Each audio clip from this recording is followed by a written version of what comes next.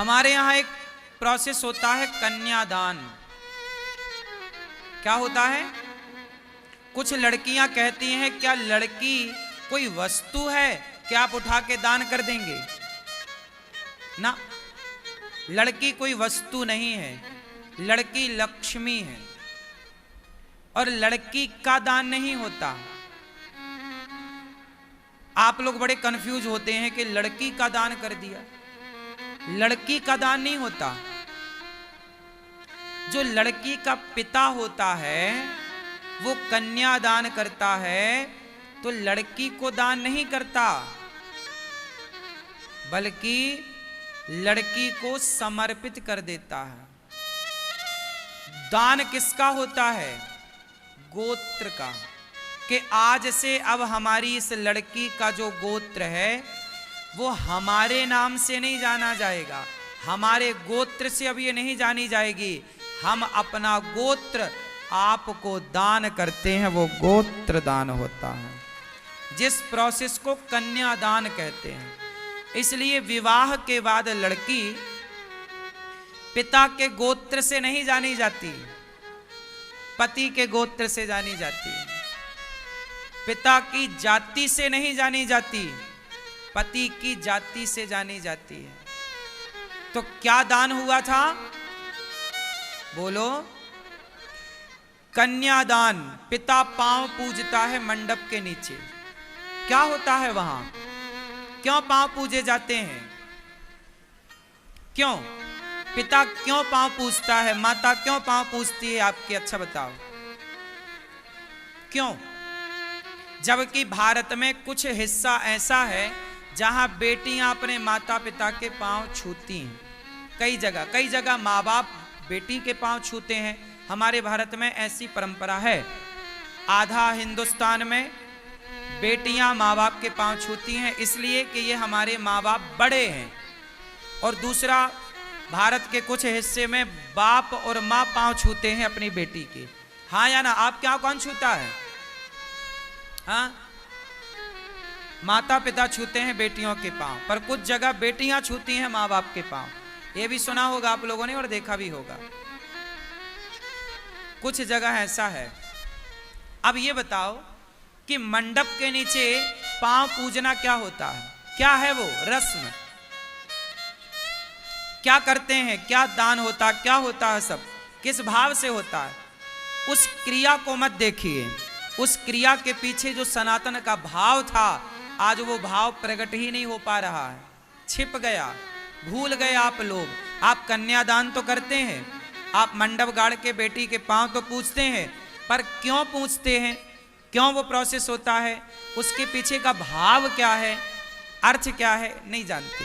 हमारे यहाँ जब दुल्हा आता है तो दुल्हा नारायण का स्वरूप होता है। मंडप क्या होता है? मंडप मंदिर होता है। मंडप क्या होता है? मंडप में और मंदिर में कोई अंतर नहीं। मंदिर को ही मंडप कहते हैं। जो आपके विवाह में मंडप गड़ा वो मंदिर ही था। और उस मंदिर में कौन बैठता है? पुरुष दुल्हा बनता है, वो नारायण का स्वरूप होता है। लड़की दुल्हन बनती है। तो पिता और माँ ये कहते हैं कि आज तक, हे नारायण, आज तक ये लड़की लक्ष्मी बनकर मेरे घर में रही। आज ये लक्ष्मी मैं आपको, अर्थात लक्ष्मी सदा से नारायण की रही है, तो मैं अपनी लक्ष्मी नारायण को समर्पित करती हूं या करता हूं। तो वो नारायण होता है दुल्हा और लड़की क्या होती है? लक्ष्मी। इसलिए दुल्हा दुल्हन के पांव पूजे जाते हैं, क्योंकि उस समय वो लड़का लड़की बनकर नहीं बैठते।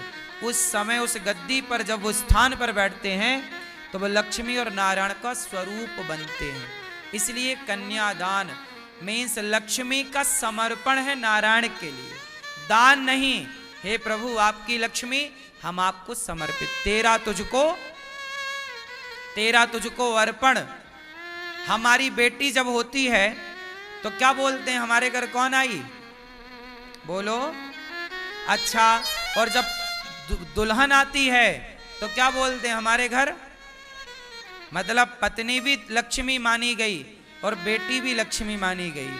तो कैसे हो सकता है ये तब होगा जब एक पिता अपनी लक्ष्मी जब नारायण मतलब दुल्हा को दे, तो अभी तक जो लक्ष्मी आपके पास थी वही लक्ष्मी अब आपने ये वस्तु उठाई और आपने मुझे दे दी। ये आज कल तक आपकी थी, अब मेरी हो गई।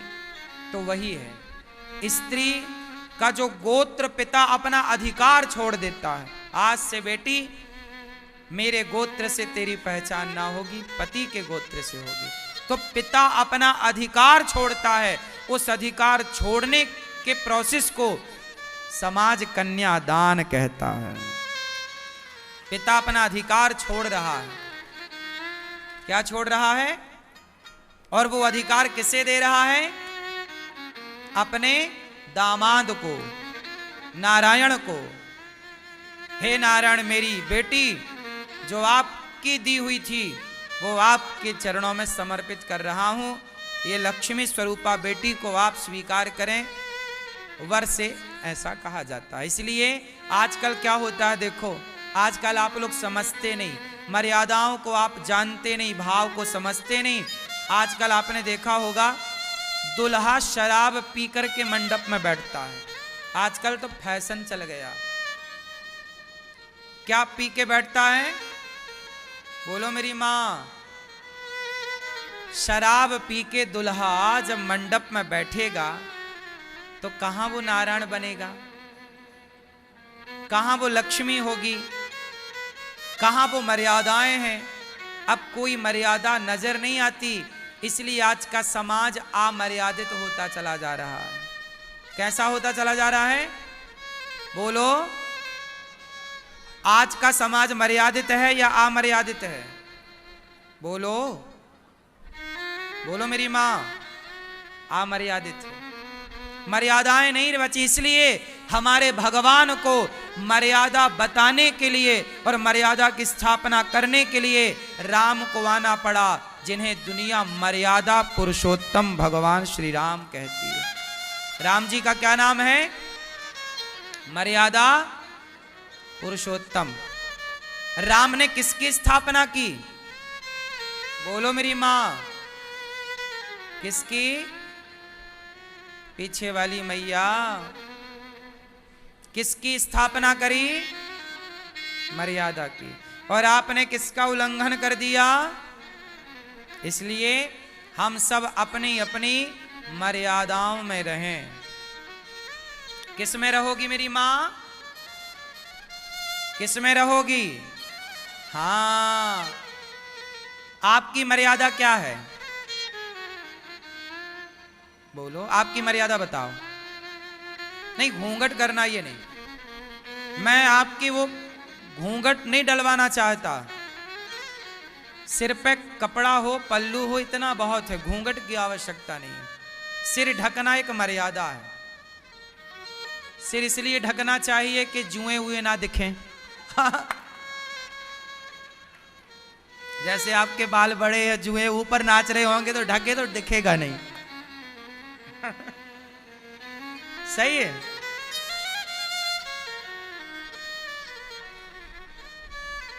सिर ढकना एक मर्यादा है, घूंघट करना आवश्यक नहीं है। आपके यहां परंपरा है, रिवाज है, तो वो आपके यहां है तो से देख लो आप अपने तरीके से। मैं नहीं कहता कि आप सिर पल्लू सामने, सिर ढका रहे। बात समझ में आई? सिर ऐसे ढका रहे, बस इतना हो। जरूरत नहीं है कि हम आगे करें। नहीं, आपके जुए नहीं दिख रहे हैं। हाँ, जरूरत नहीं है अभी। ये तो बता रहे हैं सदा के लिए आप लोगों के यहां सर ढका हो, ऐसी मर्यादा है। क्यों मेरी मां? तो मर्यादाओं में रहना चाहिए। मर्यादा क्या है?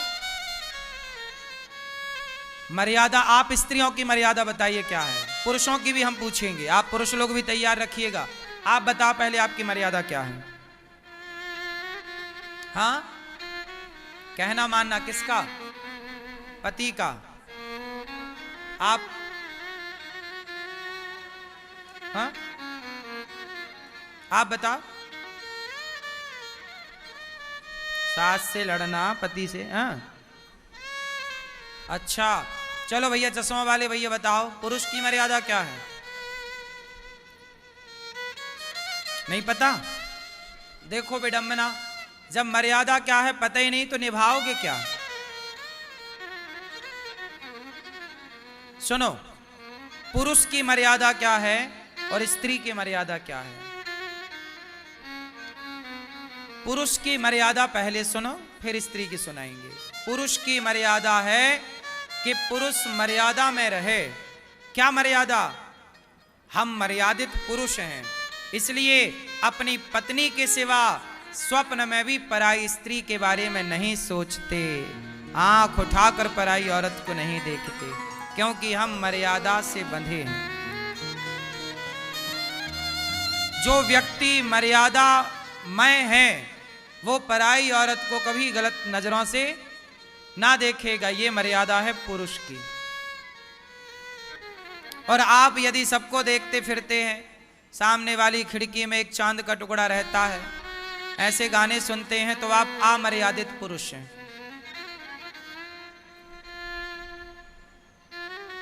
है ना? पुरुष मर्यादित हो। मर्यादा सबसे बड़ी है चरित्र की। पिता से मर्यादित बात करो। पिता कितना भी डांटे, थप्पड़ भी मारे, तो आपको ऊंची आवाज में बाप से बात नहीं करनी चाहिए, ये आपकी मर्यादा है। भाई बाप है, वो मारने का अधिकार। अच्छा बताओ, बाप को मारने का अधिकार है या नहीं बेटे को? उत्तर दो। आप में से कितने लोग अपने पिता से पिटे हैं? जो पिटा है वो हाथ उठाए। पिटे हो? याद रखना, जितने बच्चे बाप से पिटे हैं ना, वो सारे बच्चे मर्यादित बने हैं, बाप से पिटने वाले। और जो नहीं पिटे, आप देख लेना, जो अमर्यादित हैं वो वही वाले हैं जो पिटे नहीं। हाँ या ना? इसलिए बाप से कभी ऊंची आवाज में बात ना हो। मां जो कहे सुन लो, पलट कर जवाब ना दो, ये मर्यादा है। राम जी ने पलट के जवाब नहीं दिया, मां ने कहा वनवास जाओ, चलो। राम जी जो आज्ञा।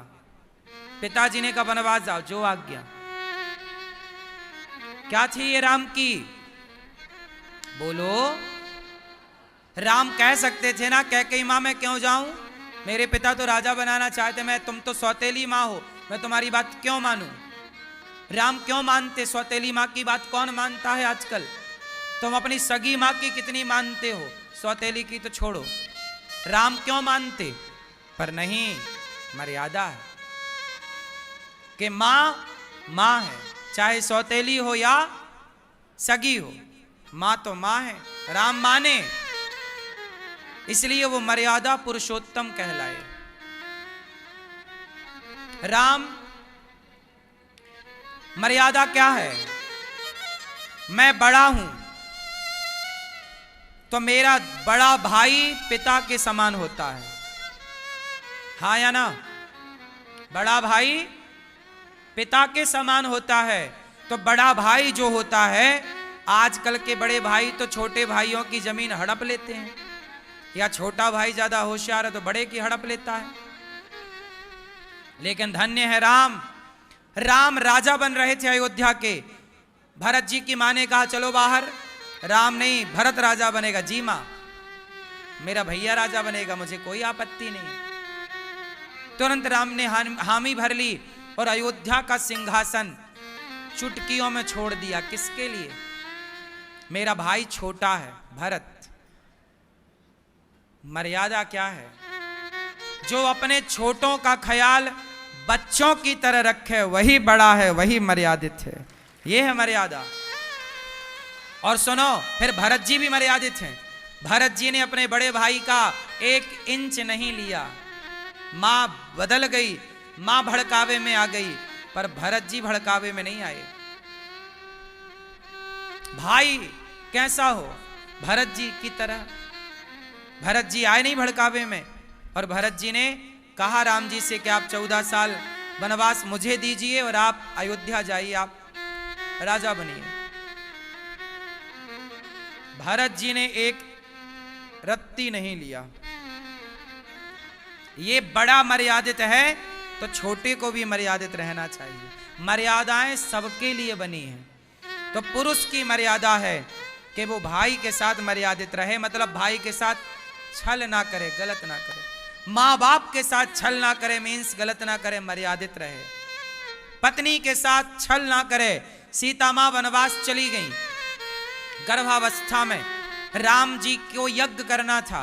उस यज्ञ में तब तक वो यज्ञ नहीं होता जब तक उनके संग पत्नी ना होती। राम के पास बहुत ऑफर आए कि आप विवाह दूसरा कर लो। राम राजा थे, कर सकते थे, क्यों नहीं किया?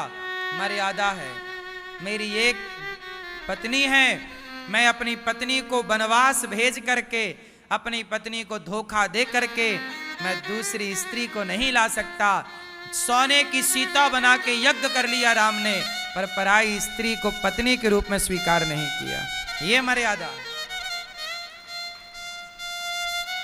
आजकल तो आदमी की 50 साल में पत्नी मर जाए तो 50 साल का बुढ़ा शादी कर लेता दूसरी। बोले अब कैसे कटेगी? इन्हें तो बस काटना है। जिस उम्र में मन भगवान में लगना चाहिए उस उम्र में आजकल लोग विवाह कर रहे हैं। हाँ या ना? सांची के लबरी